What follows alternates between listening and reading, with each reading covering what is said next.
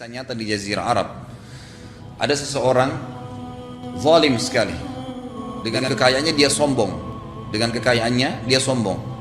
Kemudian ada satu orang ketuk rumahnya dari fakir miskin, minta. Dia lagi duduk mau makan malam sama istrinya, kemudian diketok pintu. Istrinya bilang, saya mau buka dulu. Kata dia bilang, suaminya bilang, baik buka, tapi jangan lama, temani saya makan. Baik. Keluarlah istrinya, ternyata ada seorang laki-laki yang minta-minta, miskin, minta tolong dikasih makanan. Baliklah istrinya kepada suaminya di meja dan dia bilang, ada orang fakir miskin minta, saya kasih sedikit makanan ini. Suaminya tiba-tiba marah, untuk apa dikasih makanan? Ini kan makanan mahal. Ini makanan susah, saya banting keringat untuk cari modal.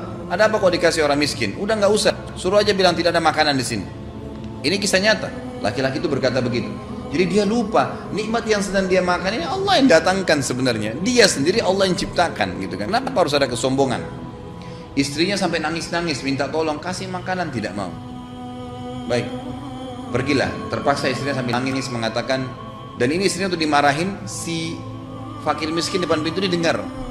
Dimarahin dan dia sampai nangis, tolong dikasih sedikit fakir miskin, nggak boleh. Agama perintahkan, tidak mau tahu, Muslim. Istrinya terpaksa keluar depan pintu, maka maaf Pak ya, saya tidak bisa buat apa-apa, suami saya tidak mengizinkan. Baik nggak apa-apa Bu, pergilah laki-laki itu. Subhanallah, dengan kasus ini terjadi 6 bulan kemudian. Tiba-tiba si laki-laki tadi yang kaya raya ini bangkrut, punya utang banyak, habis semua hartanya, diambil oleh orang-orang yang punya utang-utang dengan dia, gitu kan. Habis semuanya, selesai jadi miskin. Kemudian pada saat dia miskin, gitu kan, tidak bisa lagi buat apa-apa, akhirnya dia ceraikan istrinya. Saya nggak punya apa-apa lagi, nggak usah kau hidup sama saya, cerai. Baik, istrinya bilang saya masih bisa sabar. Enggak, saya sudah nggak bisa buat apa-apa, percuma. Saya sudah miskin, tidak bisa apa-apa. Dia nggak mau, diceraikan istrinya dengan hikmah, nggak tahu kenapa gitu. Baik. Setelah istrinya diceraikan, selesai masa iddahnya, tiba-tiba ada seorang laki-laki melamar. Menikahlah laki perempuan ini. Dia masih muda, nikah dengan laki-laki tersebut. Laki-laki ini ternyata kaya raya, gitu kan? Melamar dia. Baik, dia juga tidak pernah tanya laki-laki ini kenapa lamar dia. Pokoknya dilamar oleh seseorang, dia istikharah, cocok, nikah, sudah ada. Selesai menikah ada satu kejadian. Kejadiannya hampir serupa dengan kejadian awal dia. Jadi waktu dia lagi makan malam sama suaminya, tapi suami yang kedua ini orangnya soleh, orangnya baik. Ada yang ketuk pintu. Kejadian hampir sama, semuanya kisah nyata. Kemudian si istrinya bilang saya mau buka pintu, silahkan dibuka pintu.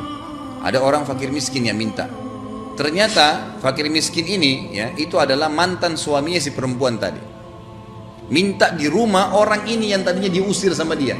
Dengan hikmah Allah terbalik keadaan. Perempuan ini kembali sambil menangis. Lalu suaminya bilang, kenapa? Ada siapa yang di depan pintu? Dia bilang, ada orang fakir miskin minta-minta. Boleh saya kasih? Kasih, ambilin makanan. Kata suami ini suaminya sekarang belum tanya siapa di depan pintu. Ambilin, kasih. Kasih dia, enggak apa-apa, kita masih punya banyak makanan. Langsung kata istrinya, apa kau ridho kasih dia? Dia bilang, iya.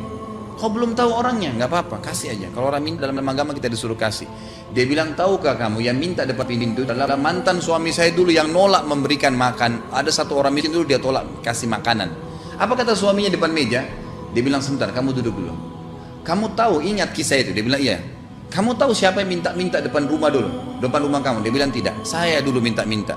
Kata suaminya sekarang, saya minta-minta dulu depan rumah yang ditolak oleh suamimu saya. Dan saya mendengar waktu kamu dibantah-bantah atau dimarahin oleh suami kamu. Dan saya niat waktu itu minta kepada Allah agar diberikan kekayaan. Dan kalau memang kamu terceraikan oleh suamimu, saya minta jadi istri saya. Dan sekarang terkabulkan semua. Terbalik kasusnya dengan hikmah dari Allah SWT. Kadang-kadang manusia lalai, dia itu sangat lemah. Apa yang mau disombongkan dari semua badannya keluar kotoran? Kupingnya ada kotoran, hidungnya kotoran, kulitnya kotoran, semua kotoran. Apa yang mau dibanggakan? Dia kalau malam capek ngantuk, kalau makan 1 piring 2 piring kenyang, mau diapain 10 piring yang tersisa di rumah? Kasih orang gitu kan. Cari pahala. Berapa banyak kapasitas perut Anda sih? Berapa banyak kapasitas ya tubuh kita ini? Ada batasnya. Bahkan kalau tidak dibutuhkan oleh tubuh, makan 1 piring saja masih dikeluarkan dalam bentuk kotoran. Allah SWT menciptakan semua sistem itu. Maka hati-hati, ya, hati-hati dalam masalah-masalah seperti ini.